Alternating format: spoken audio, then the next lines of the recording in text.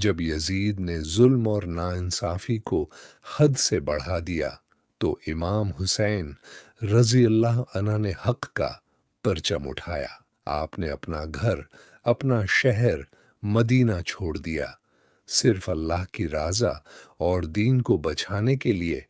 आपके साथ आपका घराना था और चंद वफादार साथी। करबला का मैदान सफर का आखिरी मरहला करबला था। वहां पानी बैंड कर दिया गया, बच्चों के लिए भी पानी नहीं था।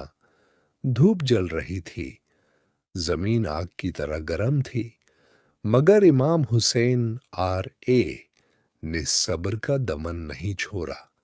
3 दिन गुजार गए, बचाए प्यास से रोता रहे।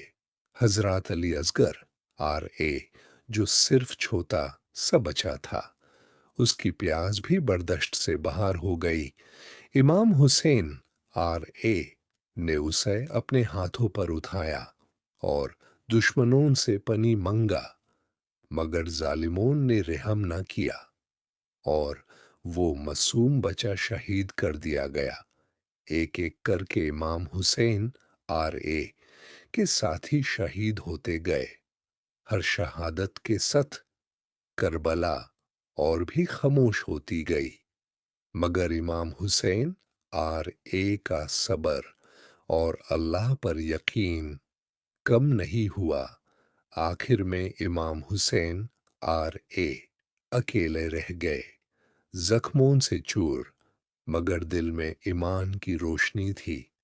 आप सजदे में गए और हक की हिफाजत में अपनी जान कुर्बान कर दी। करबला सिर्फ जंग नहीं थी, ये हक और बातिल का फैसला था। इमाम हुसैन रजी अल्लाह अन्हा ने अपनी जान देकर हमें सिखाया कि हक पर कभी समझौता नहीं होता। आज भी करबला हर मजलूम की आवाज है। अगर आपको यह वाकया दिल को छू जाने वाला लगा हो तो इस वीडियो को ज़रूर शेयर करें और इमाम हुसैन आर ए की कुर्बानी को याद रखें।